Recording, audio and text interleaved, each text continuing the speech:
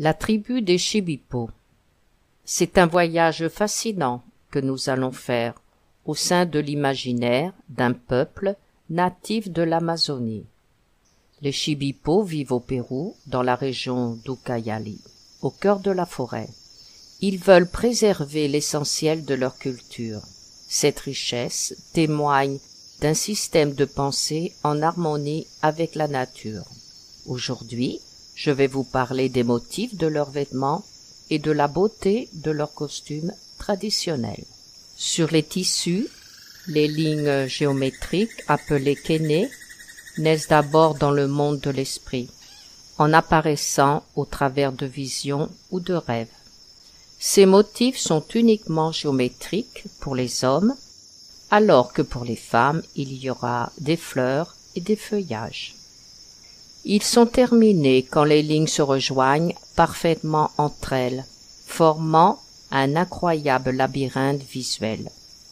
Lorsqu'on sait que ces dessins sont réalisés à main levée, sans aucun brouillon, on prend alors conscience de l'habileté extraordinaire de ces artistes.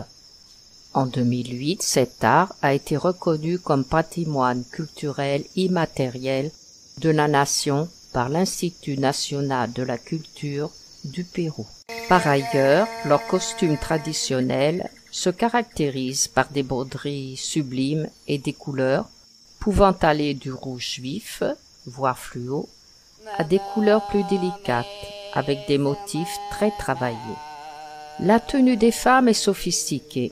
Le jupon est court, rouge ou noir, avec une large bande brodée ou imprimée dans le bas. La jupe est longue derrière, courte sur le devant et se porte sur une première jupe plus longue. Elles sont couvertes de motifs. La petite veste est droite et courte. Elle ne se boutonne pas. Elle est entièrement brodée sur le devant ainsi qu'au bas des manches. Elle peut aussi être sans manches et se porter sur une chemise blanche. Le chapeau galette peut avoir différentes formes. Il peut être bordé ou couvert d'un tissu brodé.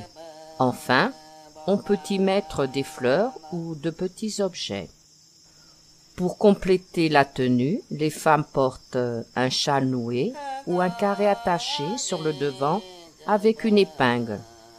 Quant aux hommes, leur tenue est plus simple et moderne et est essentiellement constituée d'un large poncho traditionnel.